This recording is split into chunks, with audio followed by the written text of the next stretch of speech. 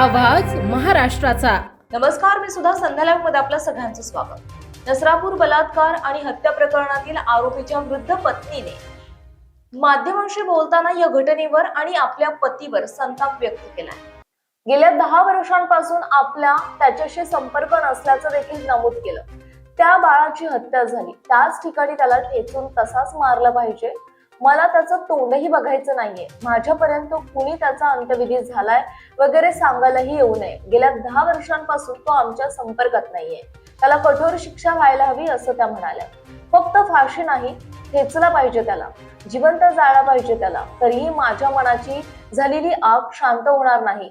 त्याचं नाव आमच्या नावाला जोडलंय, यामुळे आम्हाला लोक जे काही बोलतील ते ऐकून घ्यावं लागेल, अशा शब्दात त्यांनी आपला संताप व्यक्त केलाय। दरम्यान याच वेळी नराधम आरोपीच्या तरुण मुलानं वडील म्हणून घ्यायचीही लाज वाटत असल्याचं सांगत परखड भावना मांडल्या।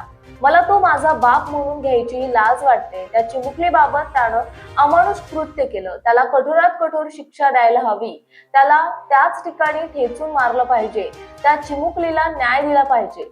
मला ती माझ्या भाची सारखी आहे, मला 11 भाच्या आहेत। मला या घटनेनंतर खूप वाईट वाटलंय, त्याला मारलं पाहिजे। आम्हाला यात खूप मानसिक त्रास होतोय। आपण शिवछत्रपतींच्या महाराष्ट्रात राहतो, न्याय व्यवस्थेवरचा लोकांचा विश्वास वाढला पाहिजे, असं आपण केलं पाहिजे, अशा भावना मुलानं त्यांच्या व्यक्त केल्या। ताज्या आणि महत्त्वपूर्ण बातम्या पाहण्यासाठी आजच आमच्या संध्या लाईव्ह न्यूज चॅनलला YouTube वर सबस्क्राईब करा आणि बेल आयकॉन प्रेस करा।